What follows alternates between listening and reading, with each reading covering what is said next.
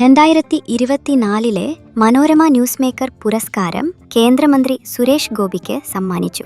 ഡൽഹിയിൽ നടന്ന ചടങ്ങിൽ ഉപരാഷ്ട്രപതി CP രാധാകൃഷ്ണനാണു പുരസ്കാരം സുരേഷ് ഗോപിക്ക് സമ്മാനിച്ചത്. വിജയപരാജയങ്ങൾ നോക്കാതെ കൂടെ നിൽക്കുന്നയാളാണ് സുരേഷ് ഗോപിയെന്നും തന്റെ ഹൃദയത്തിൽ അദ്ദേഹത്തിന് പ്രത്യേക സ്ഥാനമുണ്ടെന്നും ഉപരാഷ്ട്രപതി പുരസ്കാരം സമർപ്പിച്ചുകൊണ്ടു പറഞ്ഞു.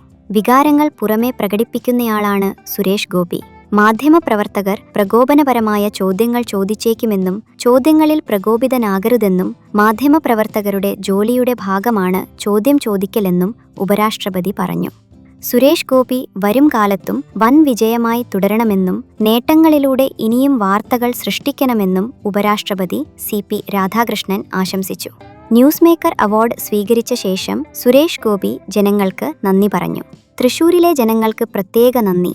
പുരസ്കാരം തനിക്ക് മാത്രമല്ല തൃശൂരിലെ ജനങ്ങൾക്കു കൂടിയുള്ള അംഗീകാരമാണെന്നും അദ്ദേഹം പറഞ്ഞു.